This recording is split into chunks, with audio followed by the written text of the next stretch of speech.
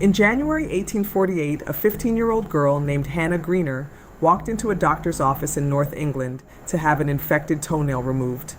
Just 2 years earlier, William Morton had demonstrated the magic of ether, opening a new era of painless surgery. Doctors had just discovered a new, seemingly superior miracle compound, chloroform. It smelled pleasant, worked faster than ether, and left patients peaceful. Hannah inhaled the sweet vapor. Seconds later, her face turned pale, her pulse vanished, and she stopped breathing. Within minutes, Hannah was dead. She became the first recorded human death caused by anesthesia. But why she died remained a dark medical mystery for decades, one that would quietly revolutionize how doctors protect human lives during surgery.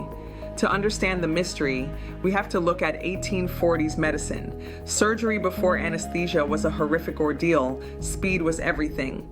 When Scottish doctor Sir James Young Simpson popularized chloroform in late 1847, it felt like a miracle.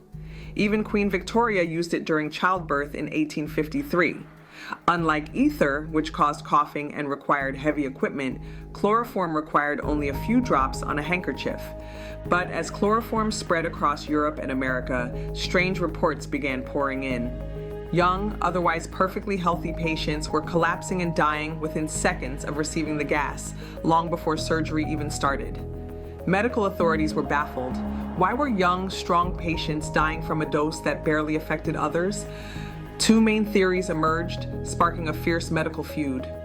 The overdose theory, led by Dr. John Snow, the famous pioneer of epidemiology and anesthesiology, who argued that chloroform wasn't inherently deadly, doctors were just administering too much too fast, paralyzing the respiratory system. The cardiac theory. Other physicians believed Hannah and others suffered from sudden cardiac syncope, that their hearts simply stopped instantly without warning. Because 19th century medicine lacked electrocardiograms or blood pressure monitors, doctors couldn't measure cardiac rhythm. They blamed clumsy administration, patient anxiety, or hidden heart defects. For over 60 years, the exact mechanism remained unknown. Chloroform continued to be used worldwide, carrying an unpredictable, lethal shadow.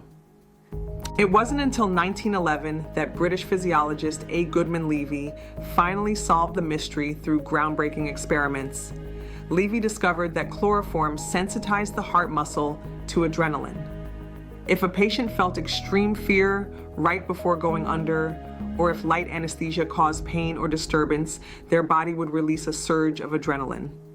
In a heart sensitized by chloroform, that sudden rush of adrenaline didn't just speed up the heart, it threw it into ventricular fibrillation, a lethal chaotic quivering where the heart stops pumping blood entirely.